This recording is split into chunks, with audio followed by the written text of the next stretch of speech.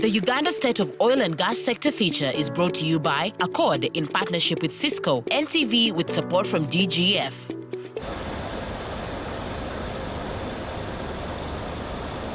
As the sector leaps to the next phases of oil development and production, this initiative will be put to a litmus test. Civil society and donors have warned Uganda against catching the resource curse which has long plagued African oil-producing countries like Nigeria, Equatorial Guinea, Angola and Chad, where oil revenues seep through its collection points.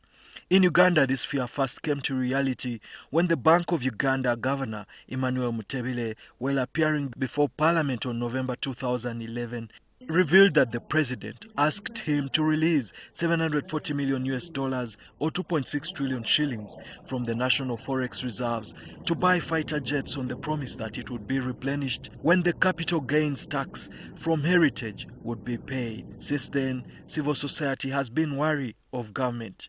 Onesmus Mujenyi, the Deputy Executive Director, the Advocates Coalition for Development and Environment, Accord, says while government has improved its standing on accountability, it does not meet the expected standard.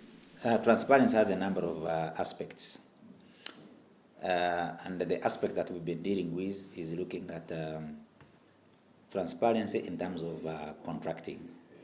How much information has been released to the public in terms of contracting, in terms of licensing, both in oil and gas and mining.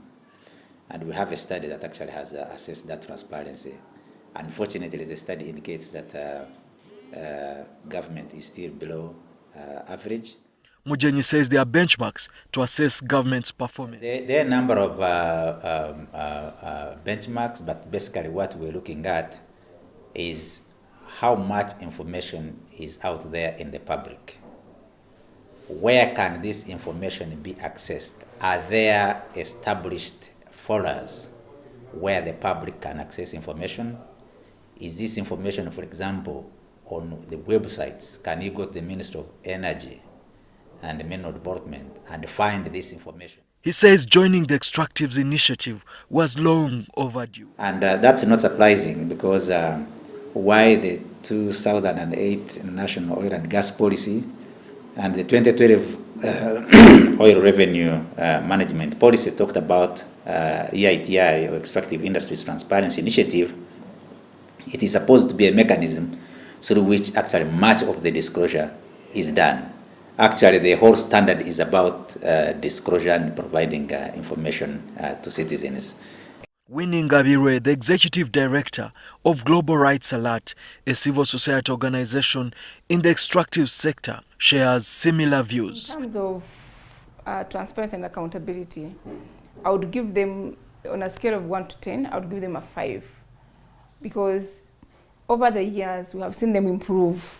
Every time they've taken on criticism and they've taken it on positively. So they've tried as much as possible to provide information to those who ask.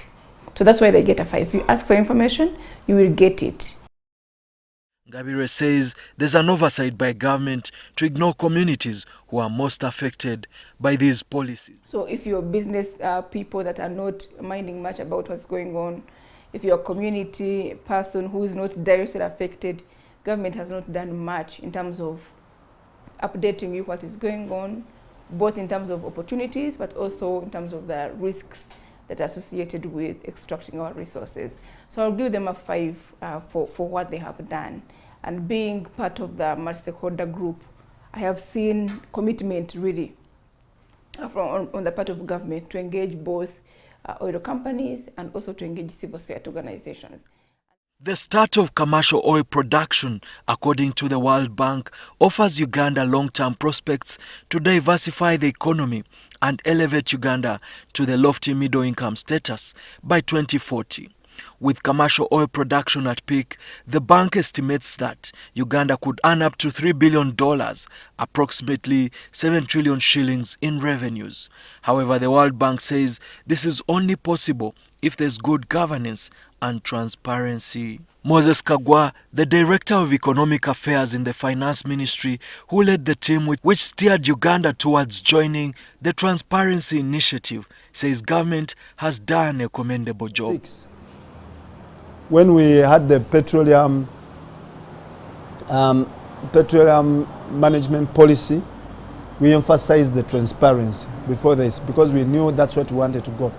In the petroleum revenue management policy, we also emphasize the same, that we are committed to transparency.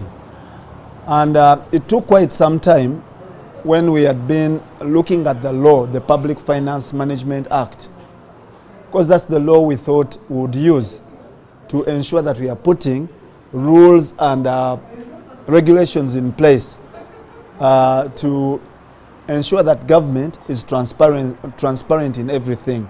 How do you get the money from the extractives? How do you put it? How is it appropriated? Where is it deposited? All these issues were properly put in the law. Kagwa says the Petroleum Fund illustrates government's commitment to enforce transparency and accountability.